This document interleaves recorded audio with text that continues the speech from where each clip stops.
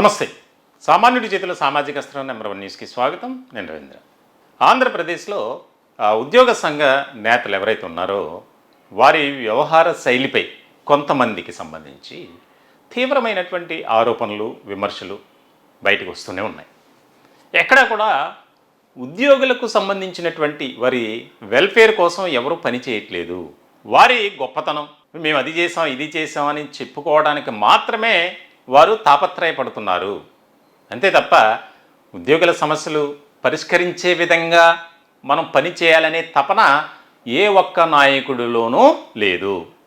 అలా అని చెప్పి కొంతమంది పని చేయటానికి సన్నద్ధంగా ముందుకు వెళ్తుంటే వారిని వెనక్కి లాగుతున్నారు అనేది ఇక్కడ ఒక ముఖ్యమైనటువంటి అంశంగా చర్చ జరుగుతుంది. ప్రెస్ మీట్లు పెడుతున్నారు పోటాపోటీగా ఉద్యోగ సంఘ నేతలు. మేము అది చేసాం, ఇది చేసాం, ఆ ప్రభుత్వానికి సంబంధించి మెడలు వంచుతాం, మేమేంటో చూపిస్తాం, ఉద్యోగులు ఎదుర్కొంటున్నటువంటి ప్రతి సమస్యను పరిష్కరించేలా మేము డిమాండ్ చేస్తాం. కానీ సమావేశాలు, చర్చల్లో మాత్రం అది కనిపించట్లేదు. దీనికి సంబంధించి ఉద్యోగ సంఘ నేతలే అసలు ప్రభుత్వానికి సంబంధించి వారు సానుకూలంగా ఉన్నప్పటికీ అడ్డుపడేది మా నేతలే. అసలు చర్చలకి వీరిని పంపించకూడదు, ఉద్యోగుల్లోనే కొంతమంది వెళ్తే సరిపోతుంది, ఈ రకమైనటువంటి అభిప్రాయానికి వచ్చేసారు కొంతమంది ఉద్యోగులు. కూటమి అధికారంలోకి వచ్చి దాదాపుగా 2 ఏళ్ళు గడిచిపోయాయి. మరి ఇప్పటి వరకు కూడా రాష్ట్ర ప్రభుత్వంలో పనిచేస్తున్నటువంటి ఉద్యోగులు కానీ, అలాగే రిటైర్డ్ అయినటువంటి పెన్షనర్లు కానీ, కాంట్రాక్ట్ ఎంప్లాయీస్ కానీ, అవుట్సోర్సింగ్ ఎంప్లాయీస్, వారి పరిస్థితి, వారి దీనావస్థ ఏ రకంగా ఉంది, ఎప్పుడు మా బకాయిలు చెల్లించబడతాయి, ఆర్థికపరమైనటువంటి సమస్యలు ఎప్పుడు తీరుతాయా అని కొండంత ఆశతో ఎదురు చూస్తూనే ఉన్నారు. అయినప్పటికీ కూడా ప్రభుత్వం నుంచి ఎక్కడా కూడా ఒక క్లారిటీ అనేది రావట్లేదు. దఫాలుగా చర్చలు జరుగుతున్నాయి. అది కేవలం చర్చలకు మాత్రమే పరిమితం అవుతుంది. అంతే తప్ప గతంలో అక్టోబర్ 18, 2025న దీపావళికి ముందు జరిగినటువంటి చర్చల్లో ఏ రకమైనటువంటి ఫలితాలు వచ్చాయనేది మనకు తెలుసు. కేవలం కాగితాలకు మాత్రమే పరిమితమైనవి.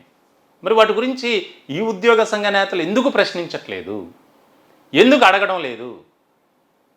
కూటమి ప్రభుత్వం మీద నమ్మకం ఉంది, చేస్తుందని, వారు ఖచ్చితంగా చేసేటువంటి పరిస్థితి ఉంది. కానీ అడ్డుపడేది ఈ ఉద్యోగ సంఘ నేతలే, కొంతమంది మాత్రమే. ఇక్కడ సామాన్యుడి చేతిలో సామాజిక అస్త్రం నెంబర్ 1 న్యూస్. మేము ఎప్పుడు కూడా సామాన్యుడి పక్షాన నిలబడతాం. మీ అందరికీ తెలుసు, రిటైర్డ్ ఉద్యోగులు ఎదుర్కొంటున్నటువంటి సమస్యలపై వారి వేదన, ఆందోళన, అసంతృప్తి, వ్యతిరేకత అన్నీ కూడా తెలియజేయాలి, తద్వారా ప్రభుత్వం స్పందిస్తుందనే ఒక ఆశతో మా నెంబర్ 1 మీడియా సంస్థల అధినేత మంచాల సాయి సుధాకర్ నాయుడు గారు ఒక ఆత్మీయ సమావేశాన్ని ఏర్పాటు చేశారు. ఆ సమావేశంలో ఎంతోమంది వారి బాధలను, వేదనను తెలియజేశారు. ఆ సందర్భంలోనే ప్రభుత్వం స్పందించింది. దాదాపుగా 7,000 కోట్ల రూపాయలను విడుదల చేసింది. ఇంకా కొంతమందికి అందాల్సి ఉంది. అయితే దీనికి సంబంధించి ఉద్యోగ సంఘ నేతలు ఎవరూ కూడా సరైనటువంటి రీతిలో స్పందించట్లేదు, పోరాటం చేయట్లేదు. మేమంతా సపోర్ట్ చేస్తామని చెప్పినప్పటికీ ఎందుకు వెనక్కి తగ్గుతున్నారో అర్థం కావట్లేదు. తాజాగా మేము దీనికి సంబంధించి లైవ్ కూడా పెట్టాం. దాంట్లో ఎస్టీయు రాష్ట్ర అధ్యక్షులు కూడా వచ్చారు, జాయిన్ అయ్యారు. అనేక మంది కాల్స్ చేశారు. ఉద్యోగ సంఘ నేతల తీరుపైనే అభ్యంతరాన్ని వ్యక్తం చేస్తున్నటువంటి పరిస్థితి. ఎవరైనా సరే మీటింగ్ వెళ్తారు, అక్కడ చాయ్ బిస్కెట్ అన్నట్లుగానే జరుగుతుంది. బయటకు వచ్చిన తర్వాత అంతా మళ్ళీ షరామామూలే. గట్టిగా నిలదీసి అడిగేటువంటి పరిస్థితి లేదు. పక్క రాష్ట్రం తెలంగాణలో ఉన్న విధంగా ఇక్కడ లేదు, నాయకులు లేరు. వారి రాజకీయ ప్రాబల్యం కోసం, రిటైర్డ్ అయిన తర్వాత వారి పదవుల కోసమే ఇప్పటి నుంచే తహతహలాడుతున్నారు తప్ప ఉద్యోగుల సమస్యలను పరిష్కరించే భాగంలో ఎవరు కూడా పనిచేయట్లేదు అనేది. దీనికి సంబంధించి తాజాగా ఒక 4-5గురితో నేను మాట్లాడితే కొంతమంది ఉద్యోగులు వారి తీవ్రమైనటువంటి ఆవేదనను వ్యక్తం చేస్తున్నారు. క్షేత్రస్థాయిలో మేము ఇన్ని ఇబ్బందులు పడుతున్నాం, కనీసం మాకు హాస్పిటల్కి వెళ్తే ఎంప్లాయీ హెల్త్ స్కీమ్ కింద కనీసం హెల్త్ కార్డు కూడా మాకు అప్లికబుల్ అవ్వట్లేదు, దానివల్ల చాలా ఇబ్బంది పడుతున్నాం అలాగే రిటైర్డ్ ఎంప్లాయీస్ కూడా మాట్లాడుతున్నారు. వారి బాధ అయితే మాటలో చెప్పలేనిది. వారు కాల్ చేయగానే ఏడుస్తున్నారు, సార్ మా బకాయిల కోసం మరొక వీడియో చేయండి, ఈ ప్రభుత్వాన్ని కొద్దిగా మీరే కదిలించాలి అని. అంటే ఇక్కడ ఏదో మేము గొప్పతనంగా మేము చెప్పట్లా. సామాన్యుడి పక్షాన నిలబడేటువంటి నెంబర్ 1 న్యూస్ ఎప్పుడూ కూడా సామాన్యుడి సమస్యల మీదే పోరాటం చేయడం జరుగుతుంది. అధికారంలో ఏ పార్టీ ఉన్నా, ఏ నాయకుడు ఉన్నా, పాలకులు ఎవరైనా సరే మాకు సంబంధం లేదు. మా నినాదం, మా ఉద్దేశం ఒకటే, సామాన్యుడు ఎక్కడుంటే మా ఛానల్ అక్కడ ఉంటుంది. దానికి సంబంధించి అనేక రకాల వీడియోలు, లైవ్ కార్యక్రమాలు పెడుతున్నాం. కానీ ప్రభుత్వం మాత్రం ఇంకా స్పందించాలి. మేనిఫెస్టోలో ఇచ్చినటువంటి అంశాలు ఏంటి, ఏ రకమైనటువంటి అంశాలు ఉన్నాయి? 2019 నుంచి 2024 వరకు విధ్వంసకరమైనటువంటి పరిపాలన చేసింది వైఎస్ఆర్సీపీ అన్నారు. కూటమిని గెలిపించండి, మీ అధికారంలోకి రాగానే ఐఆర్ ఇస్తాం, ఇంటర్మ్ రిలీఫ్, పిఆర్సీ పైన కూడా మేము పునఃపరిశీలన చేస్తాం, పెండింగ్ బకాయిలన్నీ కూడా చెల్లించే విధంగా మేము నిర్ణయం తీసుకుంటాం అని మీరేగా చెప్పింది. మరి ఎందుకు కనీసం వాటినైనా అమలు చేస్తే దాదాపుగా చాలామందికి ఉపశమనం కలుగుతుంది ఆర్థికపరమైన. మరి ఏ రకమైనటువంటి మీరు ఎందుకు నిలదీయట్లేదు? ఉద్యోగ సంఘాల నేతలు ప్రెస్ మీట్లు పెట్టి ఆ జిల్లా వెళ్ళి ఈ జిల్లా వెళ్ళి అక్కడ సమావేశాలు పెట్టి, ఉద్యోగులు ప్రతి ఒక్కరు కూడా ఉద్యోగ సంఘాలకు సంబంధించినటువంటి ఏ ఉద్యోగైనా ఒక యూనియన్లోనూ అసోసియేషన్లో సభ్యులుగా ఉంటారు. దానికి సంబంధించి విరాళాలు ఇస్తూ ఉంటారు, డబ్బులు కడుతూ ఉంటారు. మరి ఎందుకు ఈ రకమైనటువంటి విధానంతో ఉద్యోగ సంఘ నేతలు ఉన్నారు? మీపై ఒత్తిడి రావచ్చు, కానీ నాయకత్వం లక్షణాలు కలిగి ఉన్నటువంటి వ్యక్తి గట్టిగా నిలబడితేనే అది స్ఫూర్తిదాయకంగా ఉంటుంది. మీరు వారి ప్రలోభాలకు, వారు పెట్టేటువంటి దీనికి లొంగిపోతున్నారు. ఇది మంచి పద్ధతి కాదు.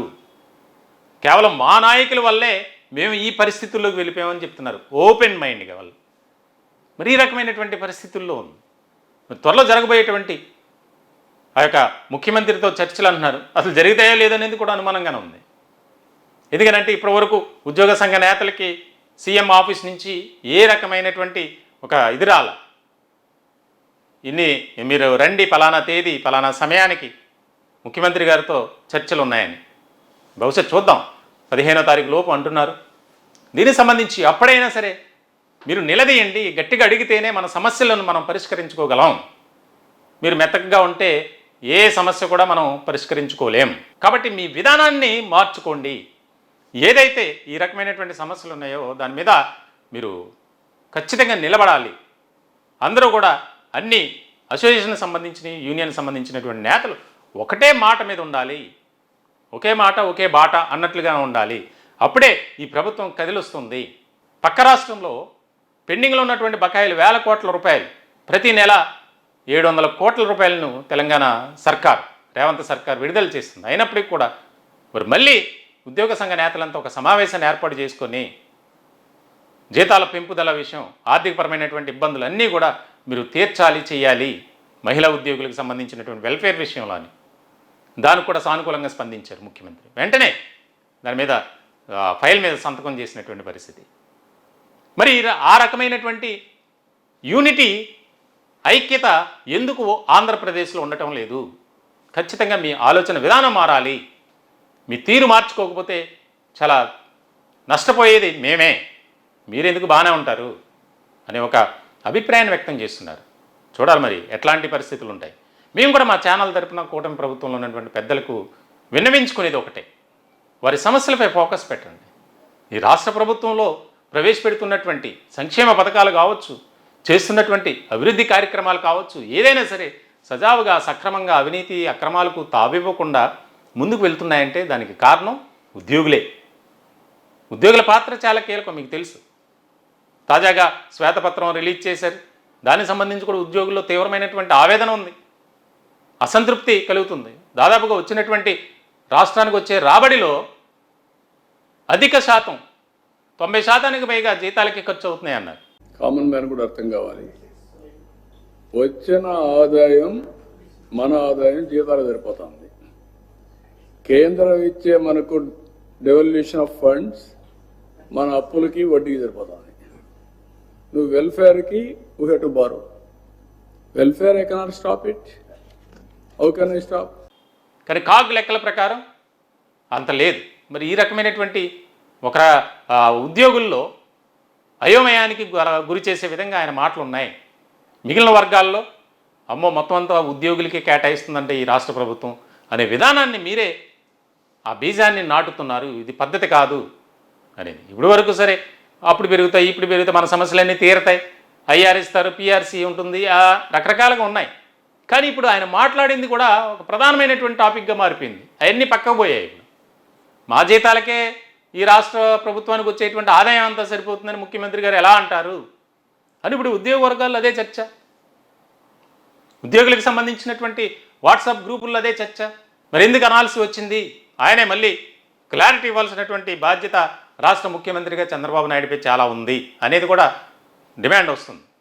మొత్తానికైతే త్వరలో జరగబోయేటువంటి ఆ యొక్క సీఎం ముఖ్యమంత్రి నారా చంద్రబాబు నాయుడుతో జరిగే చర్చలు ఒక కీలకమైనటువంటి నిర్ణయం తీసుకోవాలి, వెంటనే ప్రకటించాలి. అప్పుడు చెప్తాం ఇప్పుడు చెప్తాం అని కాకుండా దీనికి సంబంధించినటువంటి ఒక క్లారిటీ ఇచ్చి కార్యాచరణ దిశగా ముందుకు వెళ్ళాలి. ఉద్యోగులకు ఇదిగో మేము ఇది చేస్తున్నామని ప్రభుత్వం నుంచి ఒక హామీ అనేది ఆ రోజే రావాలి అనే డిమాండ్ ఎక్కువ అవుతుంది. చూద్దాం మరి ఏం చేస్తారు ఈ ఉద్యోగ సంఘ నేతలు అనేది. ఉద్యోగుల్లో మాత్రం తీవ్రమైనటువంటి ఆవేదన వ్యక్తమవుతున్నటువంటి తరుణంలో చర్చల్లో మాత్రం అందరూ కూడా ఒకటే మాట మీద నిలబడి దానికి సంబంధించి ప్రభుత్వం ఆ రోజు చెప్పేంత వరకు అక్కడి నుంచి మేము వెళ్ళం అన్నట్లుగా ఉండాలి అనేది ఉద్యోగుల అభిప్రాయం. మరి మన ఈ నేతలు ఏం చేస్తారు ఏంటి అనేది మనం చూడాలి. ఈ టాపిక్పై మీ విలువైనటువంటి అభిప్రాయాలు కామెంట్ రూపంలో తెలియజేయండి. దయచేసి మా ఛానల్ని సబ్స్క్రైబ్ చేసుకోండి. Thank you.